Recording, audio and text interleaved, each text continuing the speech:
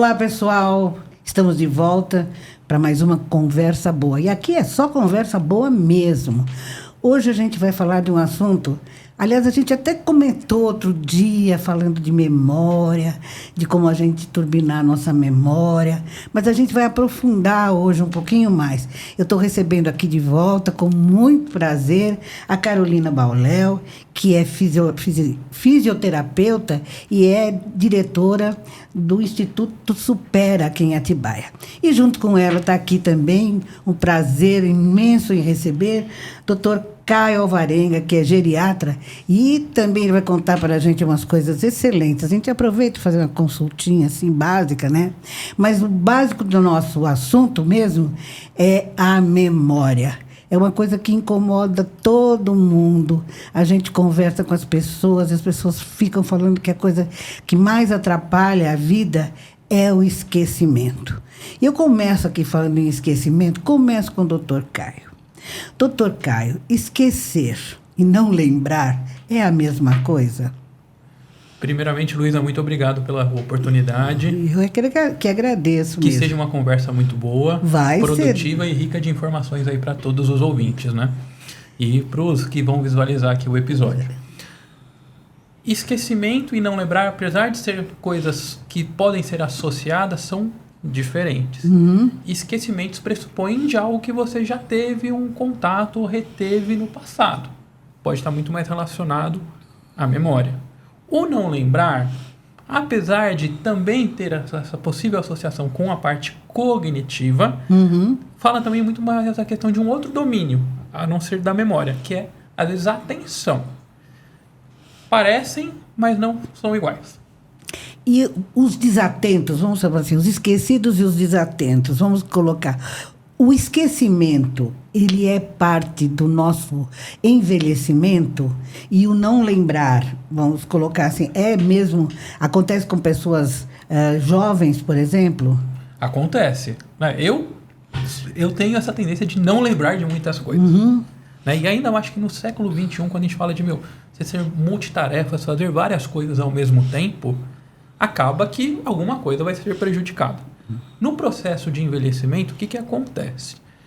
Há um declínio fisiológico das nossas reservas.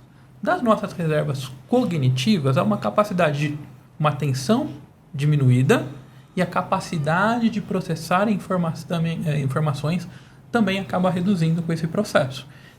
Então, nesse caso, por exemplo, no caso desse processo do envelhecimento, quando é que ele começa a acontecer? Existe mais ou menos uma fase em que o esquecimento começa a acontecer com mais frequência e aí a gente precisa ficar mais atento ou não?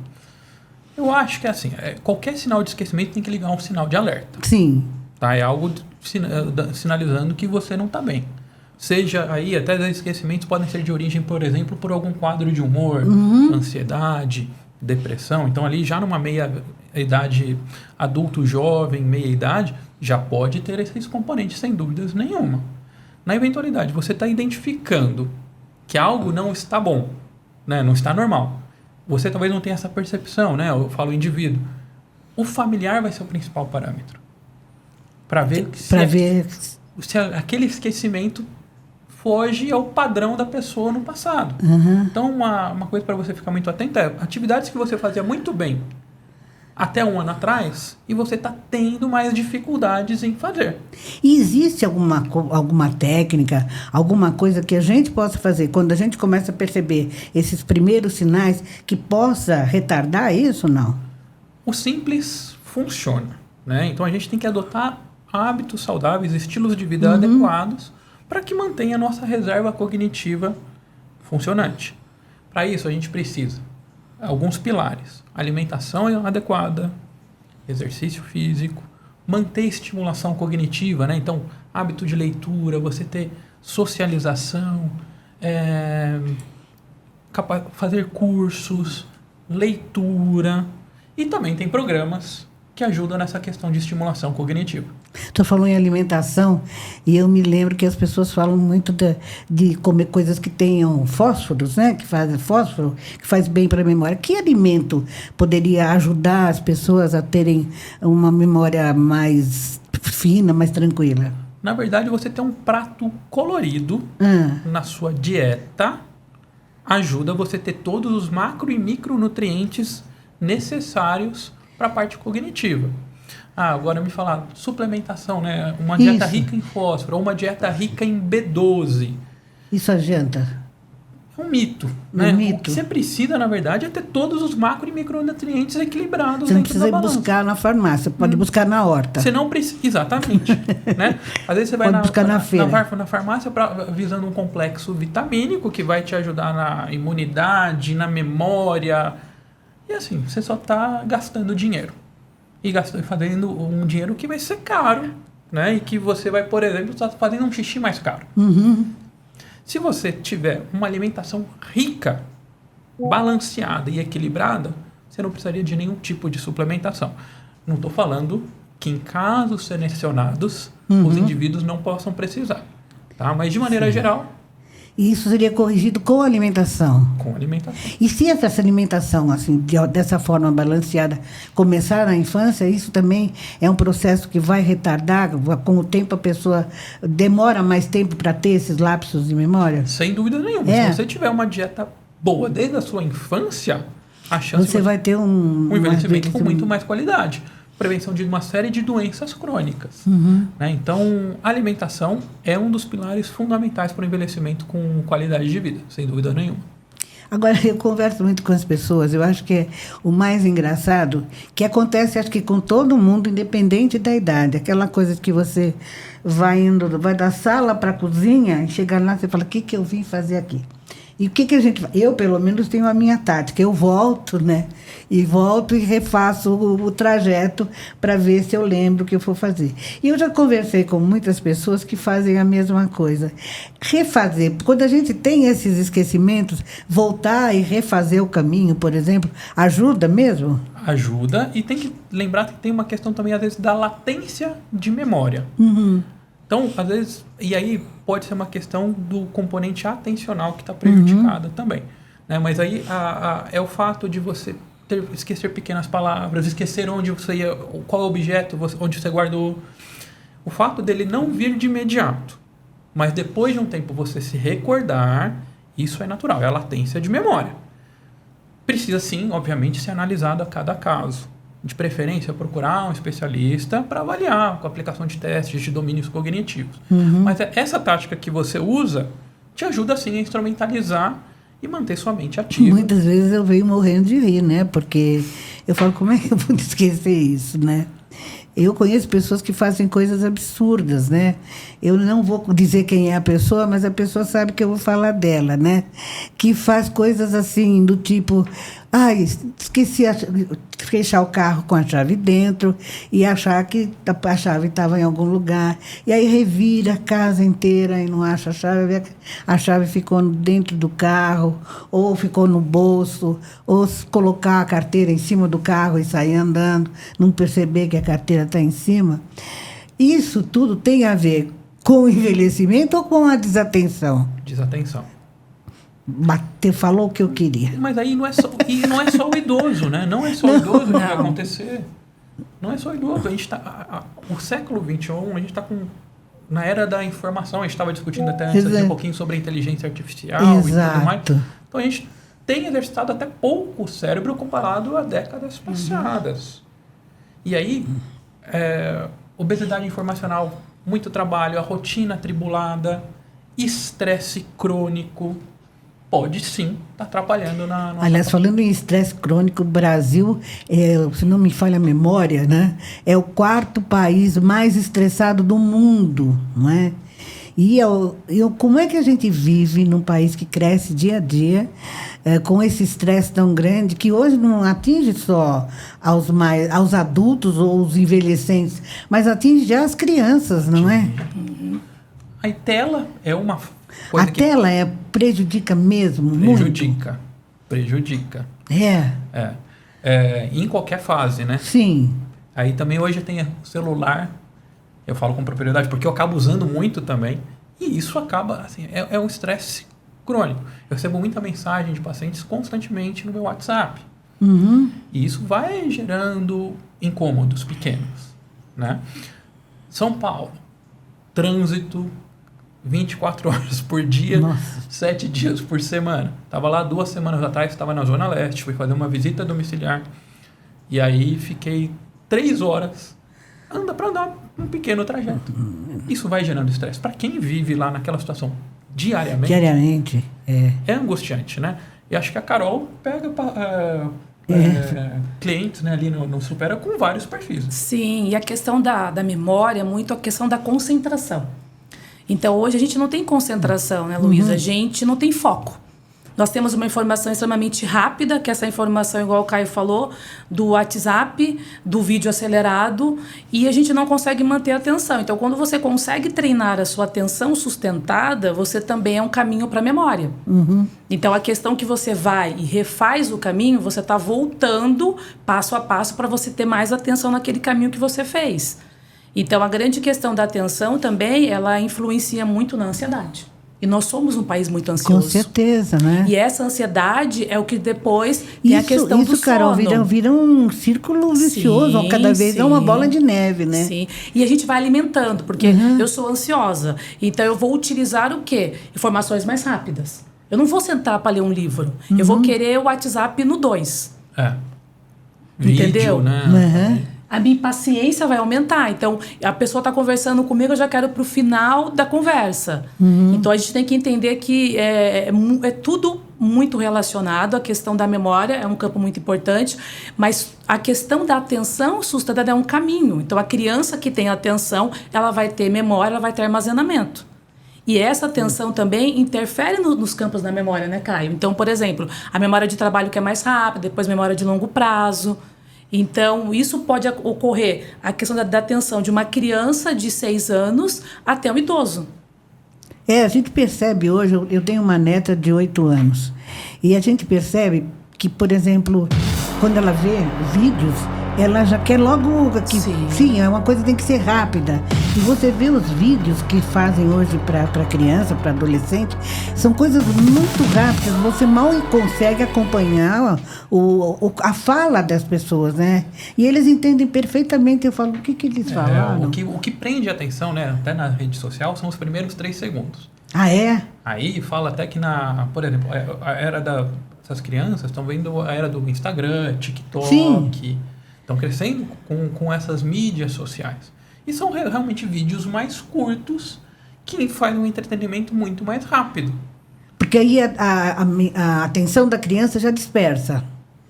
Só que imagina, você ficar constantemente nisso. Sim. Constantemente, todo dia. Vai chegar uma hora que a velocidade disso não tem fim, né? Aí descamba pro estresse. E pergunta para essa criança, o que você assistiu? O que você fez? Pergunta para esse idoso. Então, assim, é uma informação, como o Caio falou, rápida. Só que é uma informação que ela não vai para o campo de você interpretar essa informação.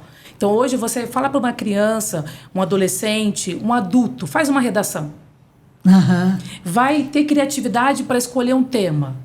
Ela tem dificuldade. Por quê? Porque ela não tem essa questão de manter a atenção numa atividade que ela não gosta. A internet é uma informação rápida, muito prazerosa e que me alimenta o quê, Luísa? Acho que é a grande questão. E o impacto disso, né? Porque o uso de tela também, ele impacta na questão dessa plasticidade do cérebro, que é a neuroplasticidade. Então, imagina uma criança que já está na tela, que começa esse estímulo com 1 ano. Quando ela for entrar na escola. Antes, né? Exatamente, na escola. Então, como que você quer que essa criança sente e tenha uma atenção durante 30 minutos, 40 minutos, 1 hora, sendo que ela já está naquela velocidade e muito de uma informação que ela não desenvolve o aprendizado. E não absorve, não tem o prazer. O prazer da leitura é uma coisa que a gente vai sorvendo aos poucos, né? Virar páginas, né? Diferente também de hoje, que a gente tem ao poder até dos Kindles da vida, que você tem a possibilidade de ler livros. Mas você não tem o prazer, né? Eu falo que o cheiro do livro é uma coisa linda, né?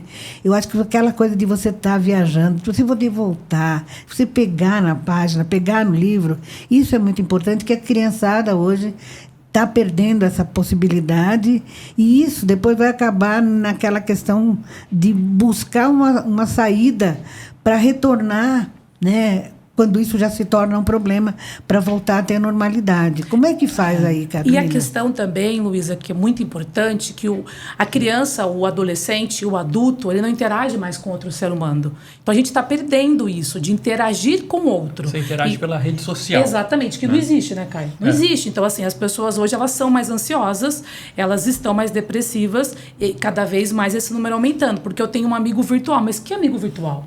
Esse amigo não existe, na verdade. Eu não tenho laços, eu não tenho conversas profundas. Então, é tudo muito superficial.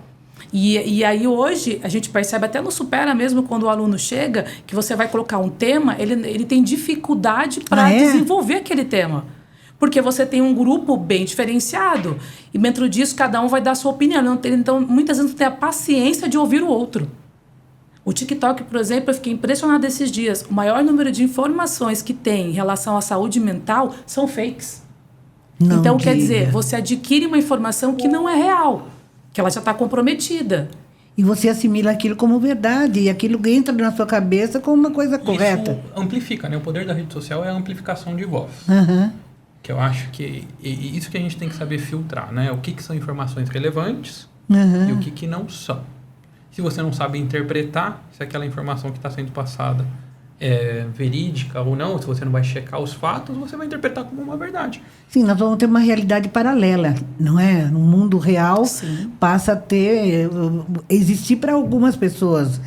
A grande maioria, se for por esse caminho, vai viver num mundo paralelo, uma realidade criada virtualmente e fake, né? Que hoje a gente tem a era dos influenciadores digitais. Então, tem pessoas aí que têm tantos milhões de seguidores, sem, às vezes, ter uma rotina estruturada de ver pessoas presencialmente. Acabam se tornando pessoas mais superficiais.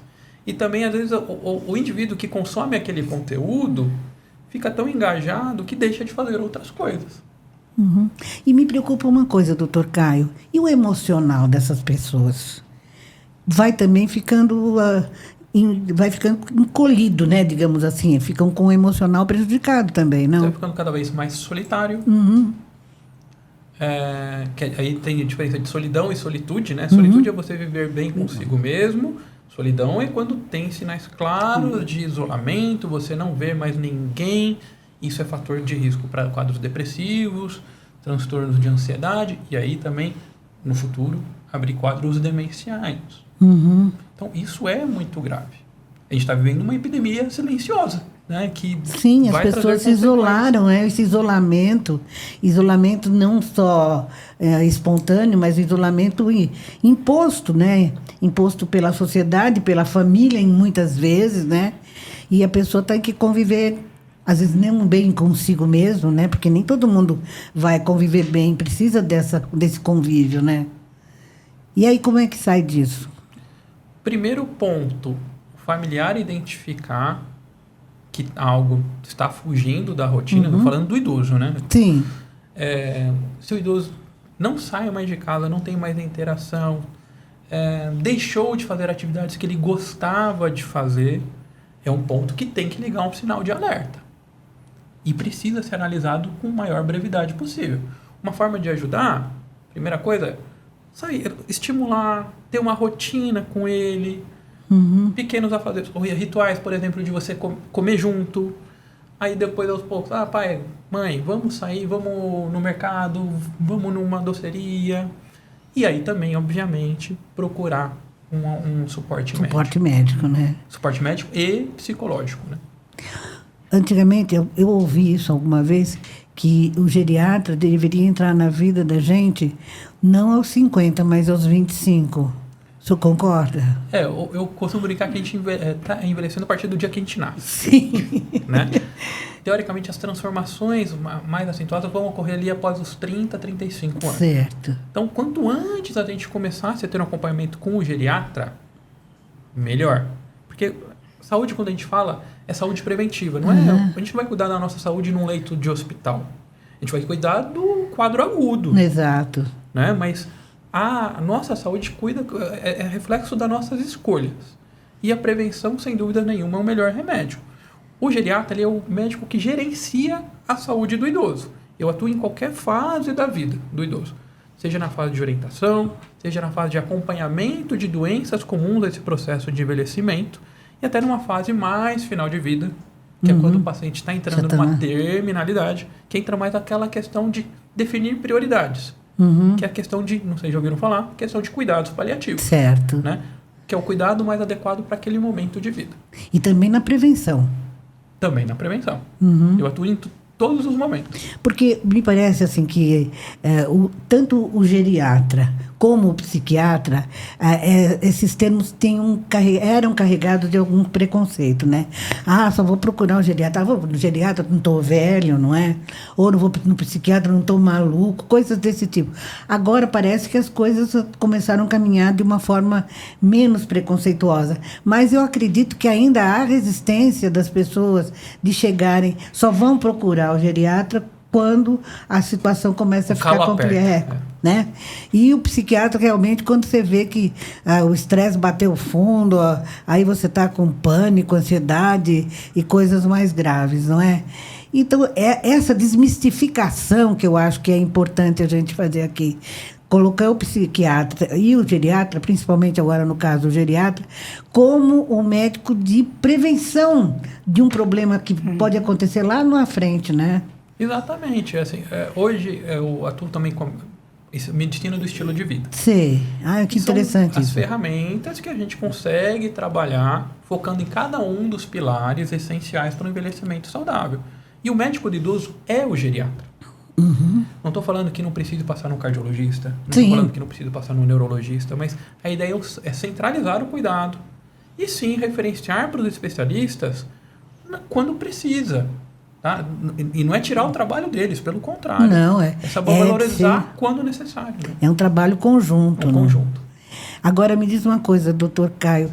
Em que idade, mais ou menos, eu procuro encontrar no seu trabalho alguma solução para os problemas que eu vou enfrentar lá na frente? Por exemplo, o que o senhor diria para que as pessoas começassem além da alimentação que o senhor falou, da caminhada, de ter um estilo de vida, o que a gente pode agora colocar como dica, vamos dizer assim, para que a gente tenha um envelhecimento saudável? A gente sabe que a população está envelhecendo. Hoje a tecnologia da própria ciência está fazendo com que a gente viva mais. Sim. Como viver mais e viver melhor? Esse é o ponto, né? É acrescentar vida aos anos, não anos à vida. Exato. Por si só. Né? Mas, basicamente, para cada faixa etária vai ter exames de rotina, vamos falar dos exames de check-up, popular que a gente ouve por aí, que são pertinentes para cada momento. Tá? Então, é importante consultar regularmente o médico especialista e, a partir de rastreamento, identificar doenças que são mais comuns naquela faixa etária para orientar os exames. Essas doenças chamadas da terceira idade, da velhice, como Alzheimer, Parkinson, elas dão dicas assim, sei lá, com 40, 50 anos, que elas vão aparecer lá na frente ou não? Elas vêm, quando vêm, para arrasar mesmo? O que acontece? Às vezes você pode ter até um fator genético, por exemplo, de uma origem familiar. Você teve o seu avô, sua mãe, que teve o Alzheimer. Quer dizer que você vai desenvolver a doença? Não. 50% das demências são preveníveis. Olha, isso é bom. E com 14 fatores de risco modificáveis. Saiu um artigo, né, no Lancet no ano passado. Cita basicamente alimentação, atividade física, um sono adequado, evitar consumo de toxinas, né, álcool e cigarro, controle do colesterol, controle do diabetes, conexões, né, ver pessoas. Em São Paulo tem uma questão até de associação de poluição com reserva cognitiva. Então, olha, a poluição do ar pode estar contribuindo para déficits cognitivos. Déficits sensoriais, né? Então, visão e audição. podem também atrapalhar. Então, é isso que a gente tem que olhar com carinho, né? E estímulo cognitivo, né? Que aí tem o simples, né? Que você pode fazer por si próprio, e tem os programas como o Supera, que estímulo cognitivo é aqui com a Carolina. Carolina, a gente falou da outra vez que você veio aqui, você deu umas dicas muito interessantes, que muita gente me falou, quando a Carolina vier, fala para ela falar mais de coisas que você falou, do andar para trás, escovar o dente. A neuróbica, né, Luísa? E eu queria realmente falar para você contar aqui para a gente mais algumas coisinhas que você pode dizer que podem ajudar as pessoas, não é? Não isentando o fato de você ter um instituto maravilhoso que pode ajudar as pessoas a corrigirem e a evitarem problemas futuros. O que você pode dizer mais para a gente? A grande questão é a gente ter atividades que elas possam ser novas, variadas, com desafio crescente. Então, por exemplo, toda atividade que você tem uma atividade de lazer de pintura.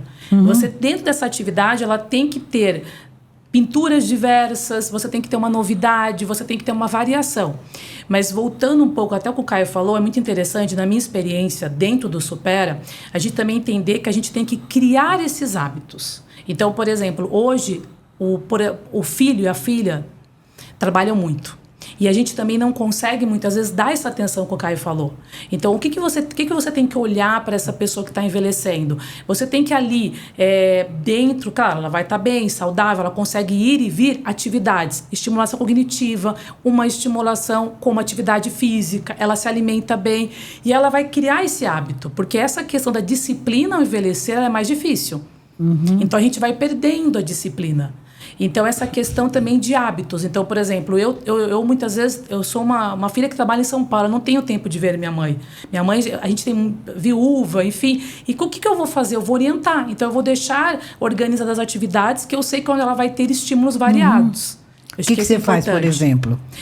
A atividade cognitiva, ela é muito importante. Você tem a leitura, você tem a escrita. A neuróbica que eu falei para vocês é você, por exemplo, exercitar a mão oposta. Então, a gente tem que ter jogos de tabuleiro, que a gente falou um pouco, lembra? Sim. A questão até... A gente usa o Soroban, que é um instrumento de cálculo, para desenvolver o nível de concentração que eu falei. Então, por exemplo, cálculos, palavra cruzada, a gente tem Sudoku, Hitori, que são exercícios orientais para você desenvolver essa questão da lógica. Porque a gente não usa muito, né? Essa questão do ir e vir. Então, por exemplo, a questão da concentração eu faço uma caminhada, eu presto atenção onde eu estou andando, eu estou presente ali, então eu posso fazer caminhos diferentes. Entendi. Eu posso, de repente, calcular o tempo que eu caminho. Então, tudo isso a gente entra dentro de uma novidade, uma variação e justamente o desafio crescente, porque senão fica sem graça. Então, se o pessoal falar, cara, eu faço tanto palavra cruzada, mas que nível? Eu sempre faço, que eu ganho. Então, não tem desafio, né? É esse que é um ponto. Porque às vezes chega e fala, doutor, ele estimula, ele só faz palavras cruzadas ou o jogo da força. Tá, mas é um domínio isolado e você vai estar... limitado também. Limitado. Você não vai estar estimulando o resto. Então eu falo, você não está estimulando nada, você precisa de outros domínios, outras atividades, outras rotinas que precisam ser inseridas para realmente ter essa estimulação cognitiva. A gente fala muito de atividade física, mas também na terceira idade a parte motora, a parte física fica também um pouco mais lenta, prejudicada. Quando você tem, por exemplo, dificuldade de caminhar, dificuldade de fazer exercício, o cérebro também acompanha. Se você não movimenta o seu corpo, o seu cérebro também recebe essa influência, vai paralisando? Sem dúvida não pode compensar? E por isso que você, mesmo que você tenha algum componente de uma limitação motora, você tem que estar sempre em constante movimento. Acho que a dica principal aqui é exercício é vida.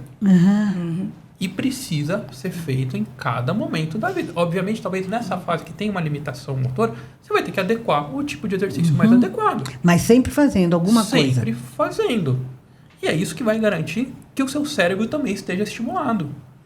Tem estudos científicos apontando da importância da atividade física como instrumentos de estimulação cognitiva. Que interessante. Sim, e a questão de ser sedentário. E o sedentário, na verdade, a gente tem alunos que são cadeirantes, a gente tem alunos que já têm a questão dessa dificuldade do andar, mas estão estimulando aqui. Então, você tem a coordenação motora fina. Então, assim, você tem outros, né? O campo do cérebro é muito extenso. Então, a gente tem áreas que a gente deve estimular até para a gente poder manter essas Quando funções. a pessoa é cadeirante, Carolina, o que tipo de exercício ela faz para estimular o cérebro? E que isso pode, mesmo que o físico não acompanhe.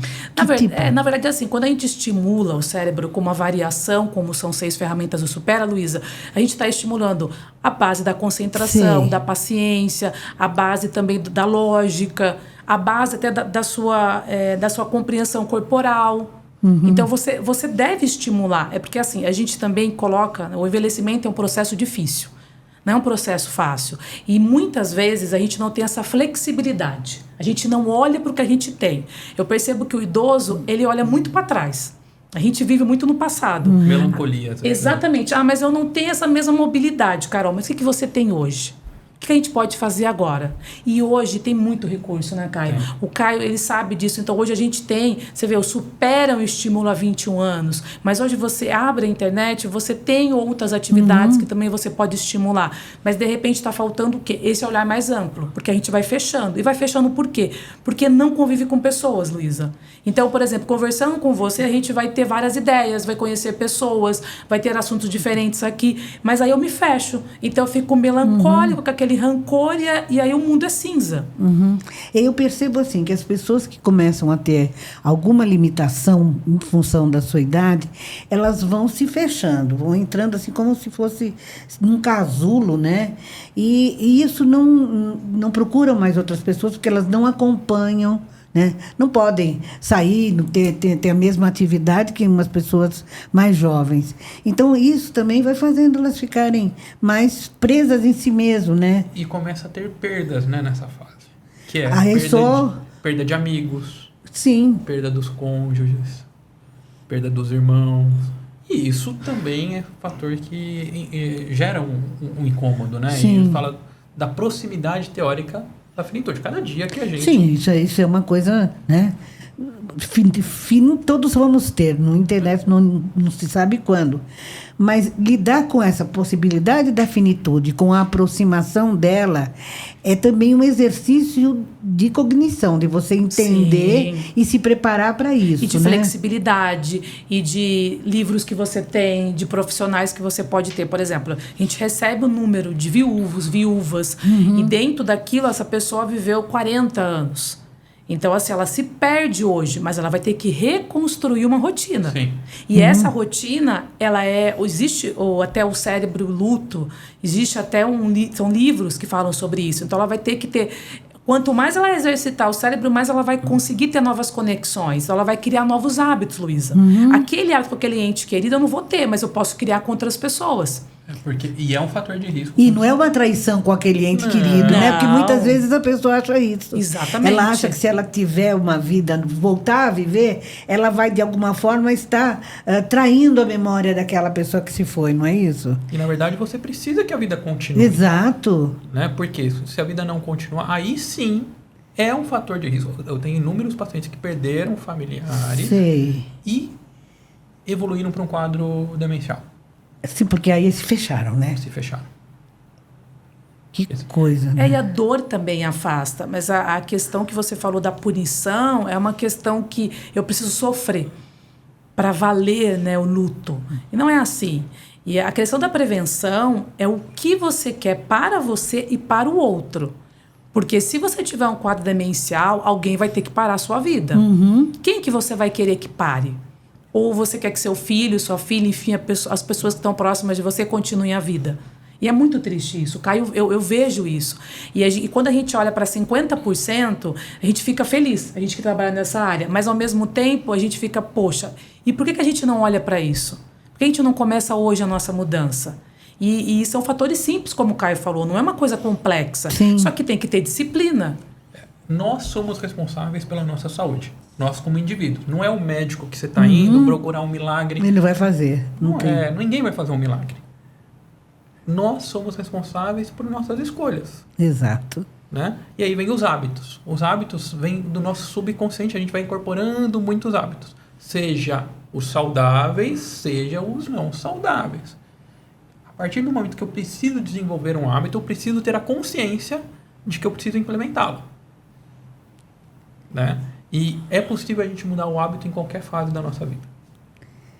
Eu acho que isso é uma questão falando nas escolhas, a escolha tem que ser sempre a escolha melhor do momento, né? Eu não posso escolher aquilo que eu vivia há 20 anos atrás e não está mais presente aqui, nem o que eu não sei se vou viver lá na frente. Exato. São as escolhas possíveis no momento presente, né?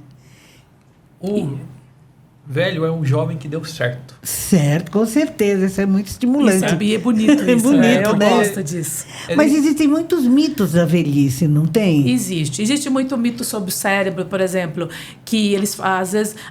o cérebro do homem e da mulher de sexo feminino e masculino são diferentes. Não é são. A mesma coisa. A gente usa Todo mundo tem o tico e o teco, ali igual, né? Tem a mesma anatomia. Ninguém tem tico, o teco e mais alguém, não. A questão eu só uso 10% do meu cérebro. Não, você usa, o seu cérebro funciona, todas as funções, elas estão funcionando ao mesmo tempo. Então, não tem só uma porcentagem específica. E a questão também... eu acho que o Caio deve ter a questão da parte também educacional. Então, por exemplo, eu estudei pouco, isso eu escuto muito. Caio, você não teve oportunidade de estudar, então eu não tenho graduação, eu posso estimular? Você deve mais, como todo mundo, mas a baixa escolaridade ela é um dos fatores também para a quadra demencial. Verdade. Porque você não tem reserva, você não estudou, você não criou essa reserva cognitiva naquela faixa etária. Mas você não pode ter essa reserva, mesmo que você não tenha estudado lá atrás, você não pode começar novamente, começar a partir de agora, começar a estudar e adquirir alguma coisa, não fica uma reservinha ali, não? Sim, você vai começar a estimulação, aí você tem que ter uma estimulação direcionada. Certo. Aí você começa a desenvolver essa reserva. O cérebro consegue ter reserva, você consegue desenvolver reserva com o cérebro saudável. Acho que é uma questão muito séria. Exatamente. Não é, Caio? Então, de repente, eu espero ter alguma coisa para depois criar reserva, não dá mais tempo? Não dá. Mas sim, sempre é possível, porque você tem essa plasticidade. Mas é por isso que a gente tem que entender que o hoje é muito importante, Luísa.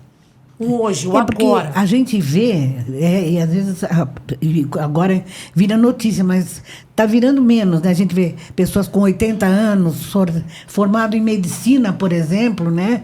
Outro dia um senhor de 80 anos se formou em medicina, direito com 70, 80 anos, as pessoas...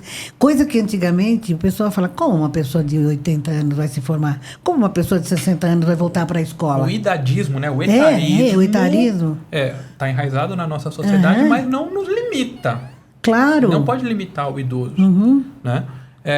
Realmente a gente está no conceito da geração prateada.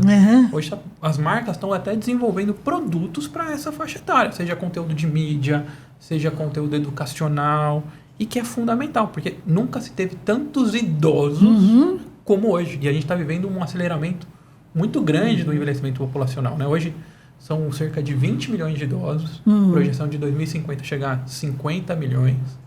É muita coisa. E as famílias estão encolhendo, né? Quem vai cuidar dos idosos do futuro? Exato. Também são desafios que a gente vai ver aí pela frente.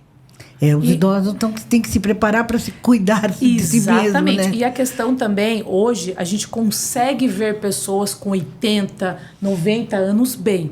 Então, isso já é um estímulo. Porque às vezes, mas antes não era assim, eu vou envelhecer e eu vou ter pouco tempo de vida. Hoje não tem mais, né, Luísa? Então, hoje você consegue visualizar pessoas que dirigem com 80, 90 anos. Trabalham. Entendeu? Estão em um mercado. Aliás, existe hoje também órgãos que estão responsáveis por empregar pessoas que estão nessa fase. Você está vendo em vários lugares as pessoas com 70, 80 anos trabalhando novamente. Isso, e se você olha aquilo, você fala, então, peraí, eu vou chegar ali. O que eu preciso fazer hoje?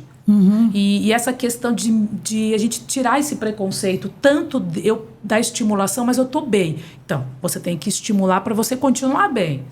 Para você manter o que você tem. Porque quando você perde, aí vai ser um processo que a gente vai trabalhar, só que vai ser um processo mais lento, que vai exigir mais paciência.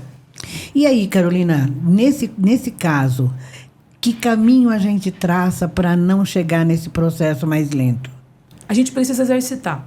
A gente precisa entrar primeiro com os fatores que o Caio falou, que são inegociáveis, a questão da alimentação, a atividade física, o sono também, a estimulação cognitiva e a interação social. Então, são 5 fatores que eu tenho que ter na minha vida. E eu preciso estimular. Então, eu preciso ter atividade física constante e eu preciso ter uma estimulação cognitiva constante. E aí, se você tem oportunidade, você tem oficinas de memória, de repente, que você pode ter próximo do seu bairro, você tem jogos. Então, você tem que desenvolver uma atividade. E tem uma coisa, a gente, de repente, o sexo masculino tem isso também. Ele se aposenta e ele não tem o hábito de ler. Perde o sentido, né? E aí ele fala, eu não trabalho, eu também não vou fazer essa atividade aqui de jogo de tabuleiro que eu não tenho interesse, nunca tive, mas tem estimulação. Então o sexo masculino também, ele tem uma perda muito grande porque ele não se previne. Porque eu não preciso, eu estou bem. E até para ele falar. Então quem leva esse aluno é a esposa e a filha. E aí, Carolina, como é que fica? Se o cérebro feminino e o masculino têm a mesma capacidade e usam a mesma capacidade, por que no desenvolvimento dessas capacidades há essa diferença? Porque, na verdade, a mulher, o ambiente dela, ela exige também algumas habilidades. Então, por exemplo, o Caio tem o filho, então ele vê a esposa dele ali. Ela tem que dividir a atenção dela. Então, ela tem que ter essa habilidade. A mulher é mais flexível. A mulher, ela já tem a coisa da doação. A gente doa, a gente aprende assim, não é? A gente é mãe, então a gente doa o nosso tempo. Então, essa questão da doação, eu vou fazer o que é preciso pelo meu e por mim. Então, hoje o sexo feminino predomina no Supera. Nacionalmente, sim. E eu tô falando a gente está falando de 70%.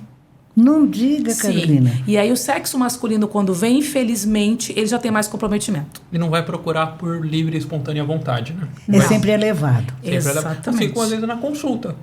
Às vezes Mesmo não é o idoso que marca. Ah, é? Às vezes é a esposa e às vezes acontece o paciente não sabe por que está ali. Quem fala as queixas é o cônjuge. Essa resistência tem a ver com preconceito, tem a ver com, vamos dizer, modo de criação? Pode ser. E também, às vezes, de procurar ajuda, vai falar que vai encontrar alguma coisa de errado. E falar, deixa quieto, prefiro não descobrir que eu tenho. E tá errado, né? Como a gente disse aqui no começo, prevenção é o melhor remédio.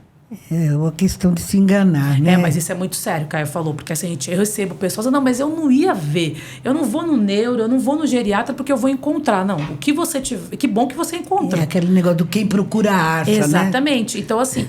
que bom que acha. Exatamente. E que bom que tem profissional para resolver. Que bom que você consegue ter medicamentos. Mas, assim, a prevenção ainda é um campo que a gente não sentiu a dor. Acho que a questão é essa também. Então, você tem que sentir a dor para você poder correr. E a gente não precisa disso. Não. Né, Luísa? A gente não pode... precisa sofrer para correr. Você vê, essa informação aqui é uma informação que todo mundo vai ter acesso. Está no YouTube, então todo mundo vai ter acesso a isso. É só você buscar também a informação dentro do campo que você precisa. Exato. Não precisa esperar a coisa realmente acontecer para você sair correndo atrás de uma solução, não é? E eu gosto muito quando a gente fez um trabalho mesmo com o Caio, porque assim, todos os profissionais são importantes, mas cada profissional tem o seu campo, e o geriatra é o campo que ele vai olhar você como um todo. Isso é muito importante, porque assim, senão você vai ali, aqui, aí vai ter que levar tudo pro geriatra, né, Caio, para ele poder organizar. Então a gente tem que entender que hoje, antes, eu sei que era até uma especialidade que era mais complexa. Hoje não, hoje você tem acesso. No caso de vocês, tanto o geriatra com o Supera, há uma parceria? Como é que é essa parceria, esse entrosamento? Então, na verdade foi assim, o Caio recebeu alguns alunos do Supera, e aí ele achou interessante, foi até o Supera, conheceu, e aí eu falei, vamos unir isso, porque o médico, ele tem que ter também informação que existe estímulo hoje no Brasil, comprovação científica, que é um estímulo que você pode fazer e deve fazer. Então, juntou.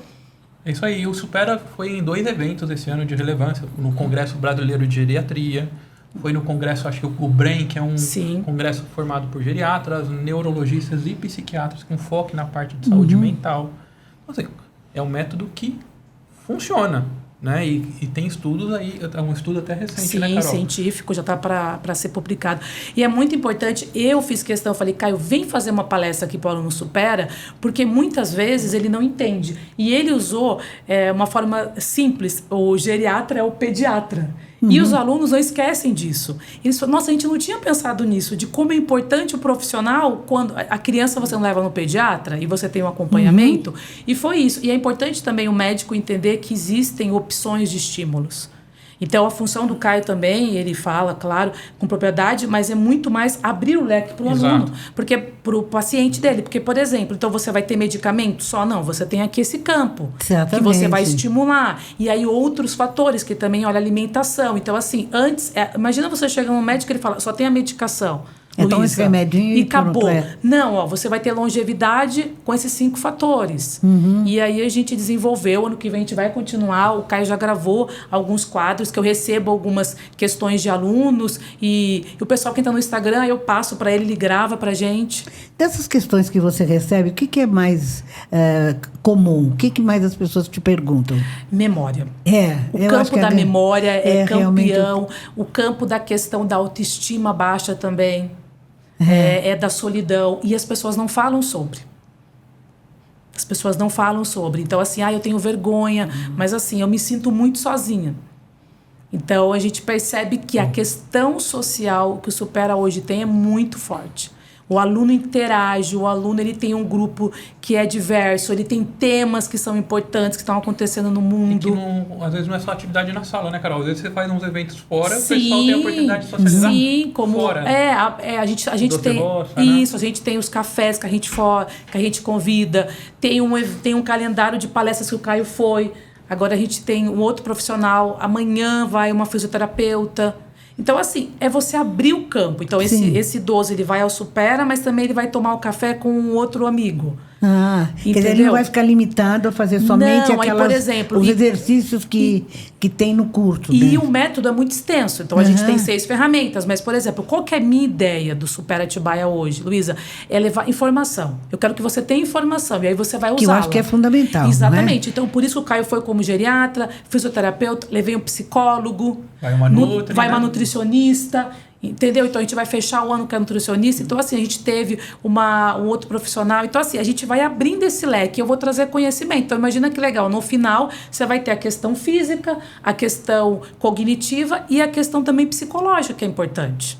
Vai abrindo o leque e as pessoas vão vendo que não adianta se isolar. Quanto mais ela tiver participante, mais ela tem ganho, né? Isso, eu acho que é muito importante entender qual é o grupo da atividade que você participa. Porque você vai estudar com adolescente? Então, por exemplo, hoje, de repente, na sua família, a sua filha está na rotina dela, com os filhos pequenos. Ela não vai ter tempo para desenvolver ou para ver uma atividade que você goste. Mas você está num grupo específico, com a mesma faixa etária, a gente tem as mesmas dores, muitas vezes, só que a gente consegue ampliar o meu olhar. Isso. Então, ali eu consigo me identificar com o outro também, né? É importante isso. Olha, é fundamental. Olha que coisa interessante. Eu acho que você que está me vendo aí está se identificando com muitas das coisas que a gente está comentando aqui, não é? Eu acho que é importante você buscar um caminho, né? Se encontrar e achar ali, naquele lugar, um lugar onde você pode ser você interagindo com outras pessoas. Sem ficar lá num canto isolado, convivendo somente com as suas lembranças. As lembranças são boas, mas elas não são únicas, né? Exatamente. Não é? Eu queria perguntar uma coisa, doutor Caio, que me ocorreu agora. O senhor falou de congressos. Hoje, os congressos na área de geriatria, eles têm focado no quê? Qual é o principal enfoque dos congressos? As evoluções da ciência, nesse caso, como é que está? São atualizações nas certo. mais diversos cenários. Estou falando da geriatria. Certo. Né? É diferente de uma especialidade específica, por exemplo, neurologia ou cardiologia, que vão focar num sistema. Sim, então, no caso da geriatria... Geriatria você vê atializações de todas as áreas. Né? Então, um pouquinho de atualização de cardiologia, atualização de doenças pulmonares. Também meios de atividades, até porque o Congresso de Geriatria e Gerontologia. Certo. Então, também são profissionais que não são médicos, certo. Né? Então, tem até atualizações nessa área. Então, assim, a oportunidade muito rica de troca de conhecimento. Não apareceu nenhum Ponce de Leão lá, né? Para dizer, acharam a fonte da juventude? Ainda não. A gente até tem uma série no Netflix que aí é um bilionário, um americano que tem 45 anos e tá querendo prolongar, ser o homem assim, mais longevo do mundo. Ele tem muito recurso, tá? Assim, faz uma rotina muito louca, né? E até que ponto isso vale a pena, né? Acho que no fim das contas você precisa ter uma vida com qualidade de vida. Pelo tempo de vida que você possa vir a ter. Obviamente, a ciência contribui muito para esse processo. Mas eu acho que essa obstinação para querer, às vezes até brincar um pouquinho de Deus, né? Não é o principal, né? Deixa a vida me levar, não é? Doutora Caio, me diz uma coisa. Dos países do mundo, quais os países onde a longevidade é maior e onde se vive menos? Países da África são onde se vive menos, bem menos. Até por condições de saneamento, qualidade de vida, né? E vacinação e alimentação. E um dos países em que saiu até recente, Japão, é um dos países que tem mais centenários no mundo. E não só centenários, são centenárias. As mulheres realmente vivem muito mais. Começa já por escolhas simples do dia a dia, hábitos comportamentais, bebida alcoólica e direção veicular. O homem se acidenta muito mais rápido. E também o fato de manter uma rotina de saúde preventiva. A mulher busca ajuda. E a alimentação também, porque a alimentação oriental é uma alimentação rica em nutrientes necessários para manter a vida saudável. Tem uma série também do Netflix chamada Como Viver Até os 100 Anos, que entra um pouquinho que são das Blue Zones. São 6 áreas aqui no globo que se observa o porquê desses indivíduos viverem mais e melhor. Vale a pena ver. É de um jornalista americano. Certo. São 6 episódios, 50 minutinhos. Então uma dica aí para o pessoal de casa tá tendo essas informações também. Olha que maravilha, quanta coisa a gente aprende aqui. Não falo que é uma conversa boa, muito boa, vocês não acham? Então, olha, mais uma vez, a gente está aqui conversando há 1 hora e a gente nem sentiu o tempo passar. Eu adoro que a Carolina venha e o convite está sempre porque vive em pé. Viu, e eu gostaria de tê-lo também outras vezes aqui, doutor Caio, para a gente levar outros assuntos assim, de interesse dos jovens, eternos jovens, né? E eu queria terminar a pergunta, eu vou fazer para os dois. O bom humor. Até que ponto o bom humor é responsável por uma vida mais alegre e mais longa?